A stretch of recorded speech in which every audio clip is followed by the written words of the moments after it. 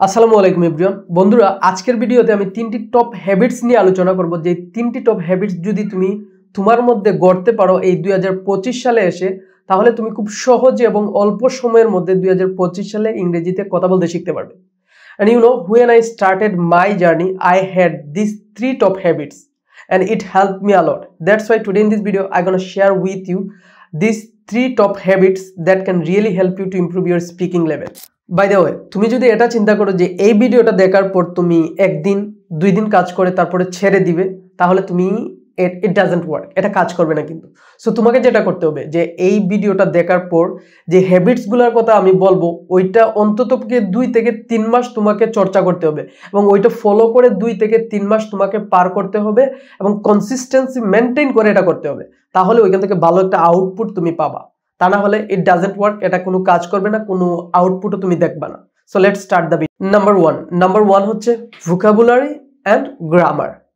So এই grammar ওয়ার্ডটা শোনার পরই ভয় পাওয়ার কোনো কারণ নেই। এই গ্রামার কিন্তু আমাদের একাডেমিক লাইফের গ্রামার না, এটা হচ্ছে আমাদের স্পিকিংয়ে কিছু স্পেসিফিক গ্রামার টপিক আছে যেগুলো আমাদের শিখতে হয় এবং এই স্পেসিফিক টপিক ছাড়া কিন্তু আমরা ইংরেজিতে কথা বলতে পারি না। সো নাম্বার ওয়ান কি? Vocabulary and grammar. So we all know that we need words to speak a language. If you don't learn words, how can we speak?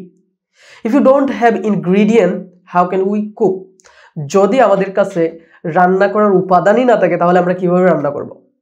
So যদি আপনার কাছে ওয়ার্ড না থাকে, আপনি কিভাবে ইংলিশে কথা বলবেন? So sometime we have ingredient but we don't know how to cook. মাঝে মধ্যে আমাদের কাছে এই যে ভোকাবুলারি বলেন বা ইনগ্রিডিয়েন্ট, হ্যাঁ, রান্না করার উপাদান আছে, কিন্তু আমরা এটা যদি না জানি যে কিভাবে রান্না করতে হবে, তাহলে কিন্তু আমরা রান্না করতে পারবো না। ঠিক তেমনইভাবে আপনার কাছে যদি ওয়ার্ড থাকে, আপনি এইটা জানেন না যে কিভাবে সেন্টেন্স মেকিং করতে হয়, তাহলে কিন্তু আপনি ইংরেজিতে কথা বলতে পারবেন না। সো এজন্যই প্রথমত কি করতে হবে আপনাকে? এই ভোকাবুলারি অ্যান্ড এই যে tense, modals, conditional sentence, positive verb, এই যে গ্রামার টপিকগুলো, এগুলো ইমপ্রুভ করতে হবে। সো আপনি কিভাবে করবেন? সো আমি যেটা করতাম হচ্ছে খুব সকালে morning time, it's very important to learn anything. যে কোনো কিছু শেখার জন্য সকাল টাইম বা মর্নিং টাইমটা খুবই ইফেক্টিভ একটা টাইম কিন্তু। সো আপনি যেটা করতে পারেন, সকালে ঘুম থেকে ওঠার পর আপনি ভোকাবুলারি, মনে করেন যে আপনি দৈনিক 5টা নিউ ভোকাবুলারি শিখলেন। সো ওই 5টা ওয়ার্ড আপনি কিভাবে শিখবেন? প্রথমত আপনি একটা নোটপ্যাড নিলেন। নোটপ্যাড নেওয়ার পর আপনি এখানে যে 5টা ওয়ার্ড শিখলেন, প্রথমত আপনি লিখলেন, পাশে বাংলা ওয়ার্ডের মিনিংটা আপনি লিখলেন। লিখার পর আপনি যেটা করবেন যে ওই 5টি ওয়ার্ড ব্যবহার করে আপনি টেন্স দিয়ে assertive sentence, negative sentence, interrogative sentence, WH question, প্রত্যেকটা ওয়ার্ড দিয়ে আপনি টেন্স ব্যবহার করে সেন্টেন্স মেকিং করবেন। তাহলে কি হবে? আপনি যেই ওয়ার্ডটা শিখলেন, ওই ওয়ার্ডটা দ্বারা যখন আপনি সেন্টেন্স মেকিং করবেন, তখন ওইটা আপনার মনে থাকবে, তখন এই পড়াশোনাটা আরো ইফেক্টিভলি হবে। তখন আপনি যে নতুন ওয়ার্ড আমরা শিখলে কি হয়? আমরা ভুলে যাই, তাই না? সো ওই ভুলে যাওয়াটা আপনার হবে না, কারণ আপনি ওইটা সেন্টেন্স মেকিং করবেন, প্লাস যখন আপনি স্পিকিং প্র্যাকটিস করবেন, তখন ওই সেন্টেন্সগুলো আপনি ইউজ করার চেষ্টা করবেন। তাহলে এই ভোকাবুলারি ইমপ্রুভের সাথে সাথে আপনি এইটাও পারবেন যে কিভাবে সেন্টেন্স মেকিং করতে হয়। সো নাম্বার ওয়ান কি? আর আমরা ভুলে যাই, তার কারণ হচ্ছে, ধরেন আপনি প্রথমে এই 5টা ওয়ার্ড আজকে শিখলেন, তারপরের দিন আরো 5টা ওয়ার্ড শিখলেন, তারপরের দিন আরো 5টা ওয়ার্ড শিখলেন। সো এই যে 15টা ওয়ার্ড আপনি শিখলেন, এই 15টা ওয়ার্ড যখন আপনি 3 দিন বা 4 দিন পর আবার পিছনের 5টা নিজেকে জাজ করবেন, তখন দেখবেন আপনি ভুলে গেছেন। তার মেইন কারণ হচ্ছে আমরা রিভিশন করি না, বা রিকল যে মেথড আছে ওইটা আমরা অ্যাপ্লাই করি না। সো আমাদেরকে যেটা করতে হবে সেটা হচ্ছে, এই যে 5টা ওয়ার্ড আপনি প্রথম দিন শিখলেন, তারপরের দিন যদি আরো 5টা ওয়ার্ড শিখেন, প্রথম কাজ হচ্ছে প্রথমের যে 5টা ওয়ার্ড শিখলেন, পরের দিন ওইটা প্রথমে রিভিশন দিবেন, তারপর নতুন 5টা ওয়ার্ড শিখবেন। তারপরের দিনের কাজ হচ্ছে পূর্বের যে 10টা ওয়ার্ড ওইটা আগে রিভিশন দিবেন, তারপর নতুন 5টা ওয়ার্ড শিখবেন। সো প্রসেস হচ্ছে এরকম। তারপর হচ্ছে খাতায় লিখে, তারপর কি ওই যে ওয়ার্ডগুলো শিখলেন, এগুলো দ্বারা সেন্টেন্স মেকিং করে, টেন্স দ্বারা, মডালস দ্বারা, কন্ডিশনাল সেন্টেন্স, এদিকে আপনি যে গ্রামার টপিকগুলো শিখলেন, এগুলো দ্বারা ওই ওয়ার্ডকে ইউজ করতে হবে। তাহলে আপনার যে পড়াশোনার যে একটা ইফেক্টিভ ওয়ে, এইটা আপনি পাবেন। এই হ্যাবিটসটা খুবই গুরুত্বপূর্ণ। এটা খুব মর্নিং টাইমে যদি আপনি করেন, খুবই হেল্পফুল এবং খুবই পাওয়ারফুল হবে। সো আপনাকে প্রথম কাজ কি? Vocabulary and grammar. Number two হচ্ছে কি? Practice. So we all know that practice makes a man perfect. না, আমরা এটা সবাই জানি যে practice makes a man perfect, but we can't use it, আমরা এটা ইউজ করি না বা ব্যবহার করি না। সো আপনি যদি ইংরেজি শিখতে চান, if you want to learn English, you have to speak every single day. আপনাকে প্রত্যেক দিনই চর্চা করতে হবে। Without practicing you can not speak English fluently after 1 year। আপনি 1 বছর পরেও ইংরেজিতে কথা বলতে পারবেন না। If you practice every day, after 2 months later you will be able to speak English. এটা সত্য। আপনি যদি চর্চা করেন 2 মাস পরেও আপনি ইংরেজিতে কথা বলতে পারবেন। সো আপনি কিভাবে চর্চা করবেন, that is the point. So আমি কিভাবে চর্চা করতাম বা আমরা কিভাবে চর্চা করতাম, when I started my journey, at the beginning of my journey I practice with my friends। আমি আমার বন্ধুদের সাথে চর্চা করতাম। সো কিভাবে চর্চা করতাম, তখন আমি একটা মেসেজ ছিলাম। সো ওইখানে যেহেতু দিনের বেলা আমাদের প্রত্যেকেরই কাজ থাকে, কেউ অফিসে যাচ্ছে, কেউ স্কুলে যাচ্ছে, কলেজে যাচ্ছে, সো যার যার কাজ থাকতেই পারে।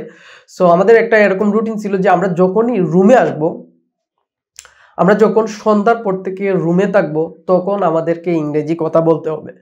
কারণ যেহেতু আমরা স্টুডেন্ট ছিলাম প্রত্যেকেই, সো আমাদেরকে ইংরেজি কথা বলতে হবে। সো সবাই এগ্রি এটাতে। সো যখন আমরা বাসায় ফিরতাম, তখন প্রত্যেকটা সেকেন্ড আমরা ইংরেজিতে কথা বলতাম। মানে কেউ বাংলা কথা বলতে পারবে না। যদি কেউ ওই সময় বাংলা কথা বলতো, তাহলে তাকে হয় একটা জরিমানা প্রদান করা হতো, অথবা তাকে একটা শাস্তি প্রদান করা হতো একটা বাংলা ওয়ার্ডের জন্য। সো ওই যে একটা হ্যাবিটস আমরা গড়েছিলাম, যে আসার পর থেকে প্রতিনিয়ত চর্চা করা, প্রতিদিন এইভাবে চর্চা করা, ওইটা 3 থেকে 4 মাস করার পর একটা ভালো রকমের আউটপুট পেলাম। সো আমি কিন্তু প্রায় 3 মাস পরেই আমি কিন্তু ইংরেজিতে কথা বলতে পারতাম ফ্লুয়েন্টলি, মোটামুটি। আমি বলতেছি না I am fluent in English, আমি এটা বলতেছি না যে আমি ইংলিশে খুবই দক্ষ, বাট ওই 3 মাস পর, হ্যাঁ, আই ক্যান স্পিক ইংলিশ, আমি ইংরেজিতে কথা বলতে পারতাম। হ্যাঁ, আই কুড স্পিক ইংলিশ, হ্যাঁ, আমি ইংরেজিতে কথা বলতে পারতাম। সো সেটাই হচ্ছে মেইন রিজন, যে আপনাকে প্রতিনিয়ত চর্চা করতে হবে। এখন কিভাবে করতে পারেন আপনি যদি এইভাবে একটা এনভায়রনমেন্ট ক্রিয়েট করতে পারেন, দ্যাটস গুড। আপনি যদি না পারেন, আপনি আপনার ফ্রেন্ড সার্কেলের সাথে যত সময় পারেন, হ্যাঁ, 2-1 জন ইংরেজি যারা লাভার বা ইংরেজি শিখতে চায়, তাদের সাথে একটু দেখা করেন, তাদের সাথে একটু কথা বলেন যে কিভাবে ইংরেজিটা ইমপ্রুভ করা যায়। হ্যাঁ, আমি জানি আপনার ফ্রেন্ড সার্কেলের মধ্যে অনেকেই এরকম ইংরেজি শিখতে আগ্রহী। তাদের সাথে নিয়ে একটা কমিউনিটি বিল্ড আপ করেন, যেখানে আপনি প্রতিদিন 1 থেকে 1.5 ঘন্টা আপনি ইংরেজি চর্চা করতে পারেন। আপনি যদি তাও না পারেন, তাও অপশন আছে। আপনি এক কাজ করতে পারেন, সেটা হচ্ছে স্পিকিং করার জন্য অ্যাপস আছে। 2টি অ্যাপসের নাম বলবো আমি, যেটা ইউজ করতাম, সেটা হচ্ছে স্পিকপাল আর হচ্ছে ওপেন টক। এটার মাধ্যমে আপনি সরাসরি আপনার পার্টনার খুঁজে পাবেন। সো আপনি যা যা শিখলেন, ওই যে ভোকাবুলারি, সেন্টেন্স মেকিং, এগুলো শিখার পর ওই যে শিখা জিনিসগুলো না, ওগুলো আপনাকে অ্যাপ্লাই করতে হবে স্পিকিংয়ে। সো আপনি এই অ্যাপস ব্যবহার করে স্পিকিং চর্চা করতে পারেন, অথবা আমি যেইভাবে করতাম সেইভাবেও করতে পারেন, অথবা আপনি কোন ফ্রেন্ড সার্কেল নিয়ে একটা কমিউনিটি তৈরি করতে পারেন 3-4 জন মিলে, যে আমরা ওই সময় ইংরেজিতে চর্চা করব, অথবা মোবাইলে একটা গ্রুপ খুলে আপনার বন্ধু বান্ধব মিলে এই গ্রুপে ইংরেজিতে চ্যাটিং করতে পারেন, ইংরেজিতে কথা বলতে পারেন। স্পিকিং করতে হবে, কিন্তু চ্যাটিং করলে হবে না, স্পিকিং করতে হবে। That is the point. Speaking ছাড়া কিন্তু স্পিকিং ইংলিশ মানে ইমপ্রুভ হবে না। সো নাম্বার 2 কি? নাম্বার 2 হচ্ছে you have to practice every single day. প্রত্যেক দিন এটা করতে হবে, মিনিমাম 1 আওয়ার, সর্বনিম্ন 1 ঘন্টা হলে আপনাকে করতে হবে। এখন অনেকে বলবে ভাই 5 মিনিট করেন। 5 মিনিট করে ভাই 3 মাসে ইংরেজি শেখা যায় না। এই ফাউ কথা বলে আপনাকে আমি বিব্রত করব না। কারণ হচ্ছে এই 5 মিনিট ইংরেজি চর্চা করে যদি আপনি ইংরেজিকে ইমপ্রুভ করে ফেলতে পারতেন, তাহলে সবাই ইংরেজিতে কথা বলতে পারতো, তাই না? সো আপনাকে মিনিমাম 1 ঘন্টা করে চর্চা করতে হবে প্রত্যেক দিন। তাহলে একটা বেনিফিট বা একটা আউটপুট আপনি পাবেন। আপনি 3 মাস পরে ওই আউটপুট আপনি ভিজুয়ালাইজ করতে পারবেন, নিজের চোখে দেখতে পারবেন।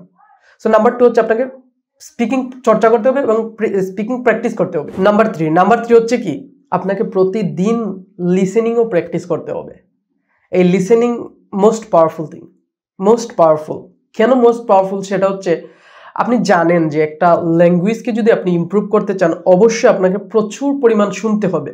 হ্যাঁ, আপনি এটা বিশ্বাস করেন তো, আপনি ছোটবেলা থেকে যে বাংলা শিখছেন, কিভাবে শিখছেন? আপনি কি গ্রামার শিখছেন, ভোকাবুলারি শিখছেন? না, প্রথমত আপনি শুনে অভ্যস্ত হয়েছেন, তারপর সিচুয়েশন অনুযায়ী আপনি কথা বলা শিখেছেন। সো আপনাকে যেটা করতে হবে সেটা হচ্ছে প্রচুর পরিমাণে শুনতে হবে। আপনি কিভাবে শুনবেন, কি আপনি মানে শুনবেন শুরুর দিকে? আমি যেটা করতাম সেটা হচ্ছে খুবই বেসিক কনভারসেশন আছে না, শুরুর দিকে আমি বেসিক কনভারসেশনগুলো শুনতাম। সেটা হচ্ছে কার্টুন যে স্টোরি আছে, কার্টুন স্টোরি, ওগুলা শুনতাম। ওগুলা শোনার কারণে আমার সেন্টেন্স মেকিংয়ের যে প্যাটার্নের যে একটা আইডিয়া, ওইখান থেকে অনেক আইডিয়া আমি পেয়েছি। এবং তারা কিভাবে সেন্টেন্স মেকিং করে, তারা যে শর্ট সেন্টেন্স মেকিং করে এবং টেন্স ইউজ করে, মডালস ইউজ করে, বিভার্ব ইউজ করে, কিভাবে এইসব ইউজ করার পর তারা সেন্টেন্স মেকিং করে সিচুয়েশন অনুযায়ী কথা বলে, এটার আইডিয়া কিন্তু আপনি পাবেন। সো আপনাকে যেটা করতে হবে যে ওই লিসেনিং আপনি কখন করবেন? যখন আপনি ফ্রি টাইম পান। আমি এটা জানি আপনি অনেক ফ্রি টাইম পান। আপনি মোবাইল স্ক্রলিং করেন, ফেসবুকিং করেন, পোস্ট করেন, কমেন্ট করেন, চ্যাটিং করেন, অনেক কিছু করেন, অনেক সময় নষ্ট করেন। বাট আপনাকে যদি বলি যে এই সময়টা সেভ করে আপনি লিসেনিং করেন, তখন কিন্তু এটা আপনার জন্য কষ্টকর হয়ে যাবে, তাই না? সো এটা কষ্টকর হলেও আপনাকে যেটা করতে হবে সেটা হচ্ছে প্রতিনিয়ত, প্রতিদিন মিনিমাম 1 থেকে 1.5 ঘন্টা আপনাকে লিসেনিং করতে হবে। আপনি যখনই সময় পাবেন তখনই হেডফোন লাগিয়ে আপনি লিসেনিং চর্চা করতে পারেন। কারণ হচ্ছে লিসেনিং চর্চা করলে আপনার অনেক ইমপ্রুভ হবে। সেটা হচ্ছে আপনি ভোকাবুলারি পাবেন, কিভাবে এই ভোকাবুলারিগুলো ইউজ করতেছে এটা আপনি দেখতে পাবেন নিজ চোখে, কিভাবে সেন্টেন্স মেকিং করতেছে সেটা আপনি বুঝতে পারবেন। তারপর হচ্ছে কোন সিচুয়েশনে কোন সেন্টেন্সটা ব্যবহার করতেছে। সো এই যে 3টা স্টেজ, এই 3টা স্টেজ কিন্তু খুবই দরকারি।